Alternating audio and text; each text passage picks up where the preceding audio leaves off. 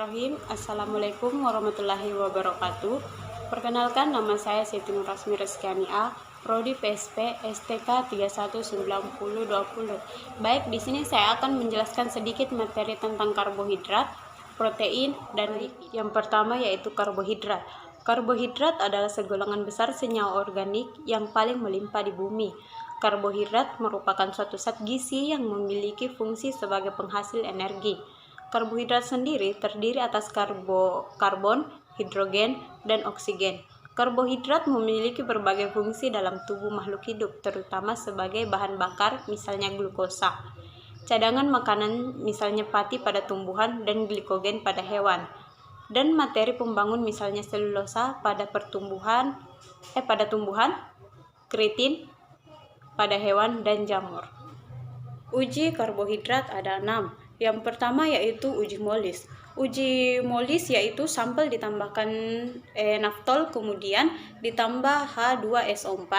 Jika positif maka akan timbul bentuk cincin warna merah pekat pada permukaan sampel. Nah, yang kedua yaitu uji Seliwanov. Sampel ditambah HCl dan resolusi 0,5%. Warna merah menunjukkan bahwa dalam sampel terkandung karbohidrat. Yang ketiga yaitu uji Benedict. Sampel ditambah CuSO4 dan Na2CO3. Jika positif maka akan menghasilkan endapan warna merah bata. Uji Barfoot yaitu sampel ditambah tembaga asetat. Jika terdapat monosakarida dalam sampel maka akan menimbulkan endapan warna merah orange. Yang kelima yaitu uji iodin. Uji iodin untuk menunjukkan adanya polisakarida, yaitu jika ditambahkan iodin pada polisakarida berarti positifnya akan menghasilkan warna biru untuk amilum, merah ungu untuk amilopektin, sedangkan warna merah coklat untuk glikogen dan dextrin. Terakhir yaitu uji Fehling untuk menguji adanya gula produksi. Dibuat dari campuran CuSO4 dan Na-kanatatrat akan menghasilkan endapan merah batu jika terdapat gula produksi. Protein merupakan polimer alam yang dibentuk dari monomer asam amino. Protein ini dibentuk melalui ikatan yang namanya ikatan peptida dari asam amino. Jadi asam amino yang satu akan melepaskan OH-nya dan yang satu lagi akan melepaskan H-nya, sehingga kondensasi itu akan menghasilkan molekul kecil. Nah, dalam hal ini asam amino akan menghasilkan H2O sehingga terjadi ikatan peptida. Nah, sifat-sifat protein ada 3, yaitu yang pertama sukar larut dalam air, memiliki molekul yang besar sehingga lebih sulit terlarut dalam air. Yang kedua yaitu mengalami denaturasi atau penggumpalan dari struktur proteinnya sendiri, yaitu perusakan struktur protein.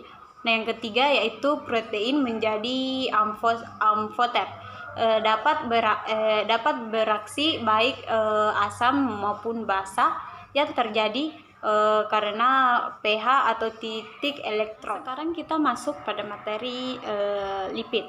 Nah, lipid sendiri ini terbagi menjadi beberapa golongan, yaitu yang pertama lemak.